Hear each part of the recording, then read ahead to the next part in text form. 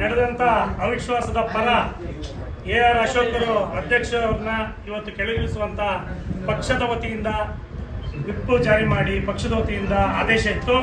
ಹಾಗಾಗಿ ಇವತ್ತು AR ಅಶೋಕ್ ಅವರು ಈ ಅಧ್ಯಕ್ಷ ಸ್ಥಾನದಿಂದ ಅವಿಶ್ವಾಸದ ಪರವಾಗಿ ಕಾಂಗ್ರೆಸ್ ಮತವನ್ನು ಮಾಡಿ ಅಶೋಕ್ ಅವರನ್ನ ಕೆಳಗಿಳಿಸಿದ್ದೀವಿ. ಇದು ಕಾಂಗ್ರೆಸ್ ಪಕ್ಷದ ರಾಷ್ಟ್ರೀಯ ಕಾಂಗ್ರೆಸ್ ಪಕ್ಷದ ಒಂದು ಗೆಲುವಾಗಿರುತ್ತೆ.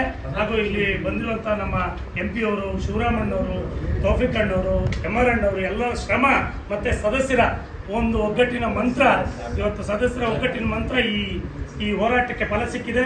ಹಾಗಾಗಿ ಎಲ್ಲರ ಹೋರಾಟದಿಂದ ಕಾಂಗ್ರೆಸ್ ಪಕ್ಷ ಯಾವತ್ತು ನೀವು ಬರೆದ್ಬಿಟ್ಟಿದ್ರಿ ಆಲ್ರೆಡಿ ಪರ ವಿರೋಧ ಎಲ್ಲ ಬರೆದು ಮುಗಿದಿತ್ತು. ಹಾಗಾಗಿ ಇವತ್ತಿನ ಅಧಿಕೃತವಾದ ಹೇಳಿಕೆ ಏನಂದರೆ ಇವತ್ತು ಕಾಂಗ್ರೆಸ್ನ ಪರವಾಗಿ 17 ಮತ MP ಅವರು ಸೇರಿದಂಗೆ 17 ಮತ ಆಗಿದೆ. ಹಾಗಾಗಿ ನಾವು ಈ ಅವಿಶ್ವಾಸದಲ್ಲಿ ಗೆದ್ದಿದ್ದೀವಿ.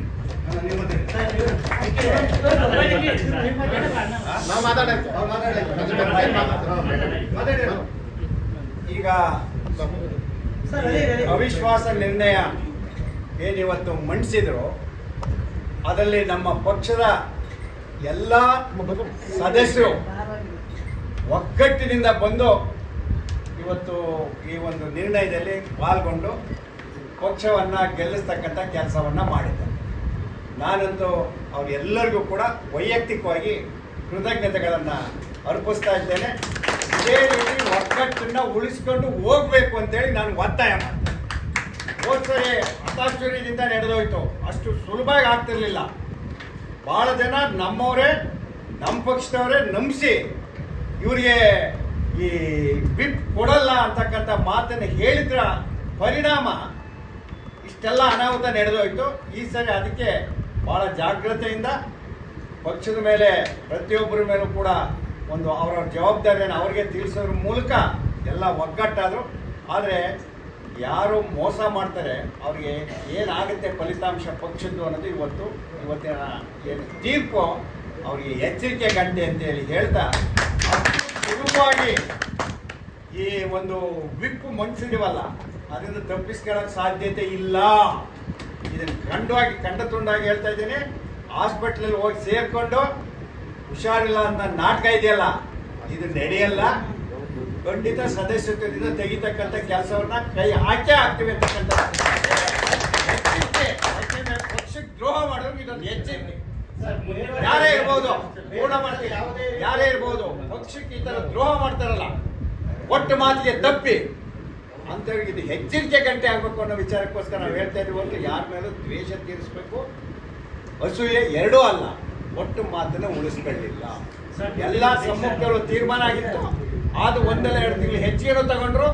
ಆದ್ರೆ ಮುಖಂಡಗಳ ಮೇಲೆ ಮಾತಾಡ್ತಕ್ಕಂಥದ್ದು ಇತ್ತಲ್ಲ, ಎಲ್ಲಕ್ಕಿಂತ ಹೆಚ್ಚಿಗೆ ಅವರಿಂದಲೇ ಅನುಕೂಲ ಪಡೆದು ಏನ್ ಕಾಂಗ್ರೆಸ್ ಅವರಿಂದಲೇ ಹೋಯ್ತು ಅಂತ ಹೇಳಿಕೆ ಕೊಟ್ರಲ್ಲ, ಕಾಂಗ್ರೆಸ್ ಇಲ್ಲಿ ಬಂದ್ಮೇಲೆ 17 ಬಂದದ್ದು ಇತಿಹಾಸದಲ್ಲಿ ಅವ್ರ ಅಧ್ಯಕ್ಷ ಆಗಕ್ಕೆ ಅವಕಾಶ ಆಗಿದ್ದು.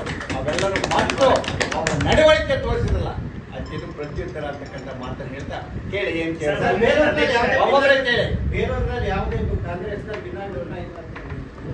ನಾವು ಭಿನ್ನಾಭಿಪ್ರಾಯ ಇಲ್ಲ ಅಂತ ನಾನು ಹೇಳಲ್ಲ. ಪ್ರಜಾಪ್ರಭುತ್ವದಲ್ಲಿ ಭಿನ್ನಾಭಿಪ್ರಾಯ ಸಹಜ. ನೆಕ್ಸ್ಟ್ ಅಧ್ಯಕ್ಷ ಚುನಾವಣೆ ಬರುತ್ತೆ, 2 ಜನ ಆಕಾಂಕ್ಷಿಗಳು ಬಂದು ಭಿನ್ನಾಭಿಪ್ರಾಯ ಇರಲ್ವಾ? ಅದಕ್ಕಿರಲ್ಲ ಅಂತ ನಾನು ಹೇಳೋದಿಲ್ಲ. ಅದು ಆಂತರಿಕವಾಗಿ ಈಗಲೂ ಕೂಡ ಈಗ ಅಧ್ಯಕ್ಷರಾಗಕ್ಕೆ ಬಹಳ ಭಿನ್ನಾಭಿಪ್ರಾಯ ಹೇಳಬಿಟ್ಟಲ್ಲ ನಾನು. ನೀವು ಕೇಳಕ್ ಮುಂಚೆನೆ ಈಗ ಅಧ್ಯಕ್ಷ ಮುಂಚೆ ಭಿನ್ನಾಭಿಪ್ರಾಯಗಳಿರುತ್ತೆ, ಅದು ಆಂತರಿಕವಾಗಿರುತ್ತೆ, ಇರ್ಲೇಬೇಕು. 2 ಜನ ಆಕಾಂಕ್ಷಿಗಳು ಇರಬಾರ್ದು ಅಂತ ಹೇಳಕ್ಕಾಗಲ್ಲ.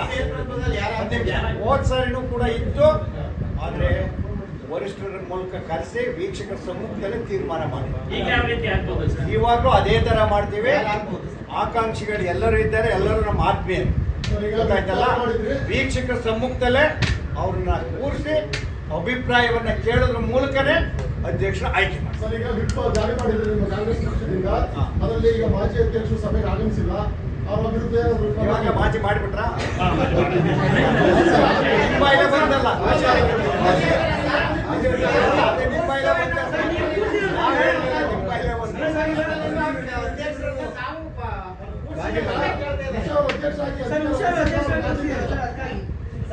ಮುಂದಿನ ಅಧ್ಯಕ್ಷ ಯಾರೇ ಬಂದ್ರು ಶಿವರಾಮ್ ಶಿವರಾಮ ಶಿವರಾಮ್ ಅವರು ನೆನಪಬಾರ್ದು.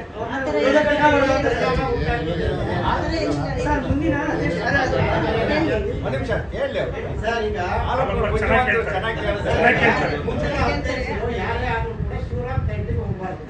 ಶಿವರಾಮ್ ತಂಟೆಗೆ ಹೋಗ್ಬಾರ್ದು, ಪಕ್ಷದ ನಿರ್ಣಯಕ್ಕೆ ವಿರುದ್ಧವಾಗಿ ಹೋಗ್ಬಾರ್ದು. ಪಕ್ಷ ಏನೋ ಒಂದು ತೀರ್ಮಾನ ತಗೊಳುತ್ತೆ, ಅದಕ್ಕೆ ನಡ್ಕೋಬೇಕು. ನಾನಾಗಲಿ ಇನ್ನೊಬ್ರಾಗಲಿ, ನಾವು 40 ವರ್ಷದ ಪಕ್ಷದಲ್ಲಿದ್ದೀವಿ, ಯಾವತ್ತು ಪಕ್ಷದ ತೀರ್ಮಾನಕ್ಕೆ ವಿರುದ್ಧವಾಗಿ ನಡ್ಕೊಂಡಿಲ್ಲ. ವ್ಯಕ್ತಿಗಿಂತ ಪಕ್ಷ ದೊಡ್ಡದು. ಎಲ್ಲರಿಗೂ ಅದನ್ನೇ ಪಾಠನೇ ಹೇಳ್ತಾ ಇರೋದು, ಕಲ್ತ್ಕೊಂಡು ನಡ್ಕೋಬೇಕು.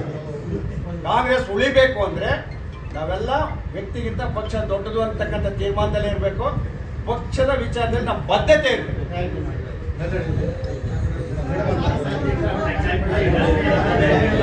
you.